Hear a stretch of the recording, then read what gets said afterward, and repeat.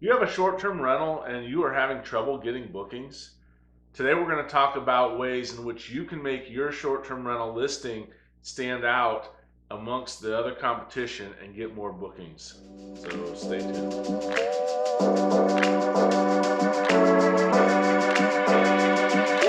Three, two, one. So when you have a short-term rental, it all starts with pictures. If you want to get bookings, you're going to need to have nice, good pictures of the property.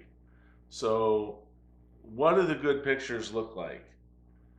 Well, one thing, they shouldn't be taken with your phone. They need to be taken with like a nice camera or have a professional take them. I think that's the very first thing. Yeah, I would agree. I think that you also need to have eye-catching photos.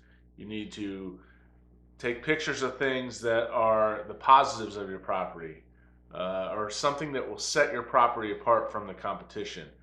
Not something boring like a door.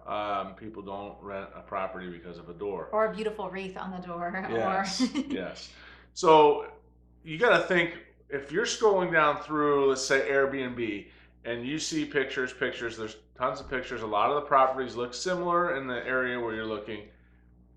What is going to make yours stand out and get that person to click at least on your listing to see if it's something that they would want to stay at? right, is it your pool? Is it a water view behind you? Is it a mountain behind you? What is it about your property that something else might have as well, like a view, but that sets it apart? So for us, we are looking to rent one right now, and we're looking at the pool to make sure it's going to be great for our boys to use when we're away for a couple weeks from home. Yeah, and like if you have a spectacular view, a mountain view, or something like that, you would maybe want to feature that, especially if you can show that the view is from like your porch or a deck, Right. where you can see it from the actual property and not Mhm. just some random picture that you took in a national park that's nearby. Or if you're maybe you have a mountain or not like a mountain cabin, Mhm. and everybody in that area has hot tubs, you may want to include a picture that shows the hot tub in the side, so when people are scrolling through, they're going to say, "Oh, that one has a hot tub. That's one of the things we're looking for." And in that case, it could even be like a fire pit. If you have a fire pit and that's something that people want to use, or horseshoes or whatever, because the more they see those pictures first, the more they're going to keep going down. And if they're not seeing that first, then they might just look at another house that does. The next thing you can do to make your property stand out against all the competition that's out there is to provide a good description of the property and the features of the property. That good description starts with a good eye-catching title. You have to tell the people looking to rent exactly what you're providing in a short phrase in order to draw their attention. Like big pool, view of mountains, 3-minute walk to a trail. 5-minute drive to the beach, Mhm. whatever that feature is, you need to somehow mention it in that title so that they can get a brief idea of what you're offering just by reading the description and not clicking into the actual picture, because you need to grab their attention as many ways as possible on that first page where they're actually doing the search, or they won't even get to the description that describes all the other great features of your house or property.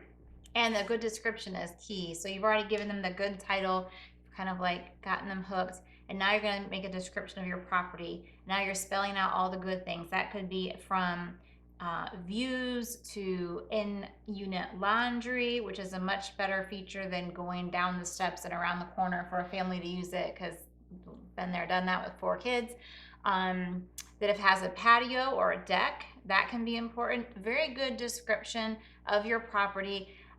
You have to be careful with descriptions, because in real estate, if they're so long, people don't read them. And the same is going to be true here. You don't need to make it all flowery and extra long. You want it to be concise, but say everything that it needs to say, but not be crazy long. And so you're going to give the positives of the house first, and why they want to rent it. Let them know if you include anything extras like fishing gear or beach towels or, umbrellas if someone's going to take a hike and it might rain. Or maybe there's no features at all, but if there are extra features that you have for your guests, maybe books they can read or movies they can watch, put that in after you talk about the main part of your rental unit.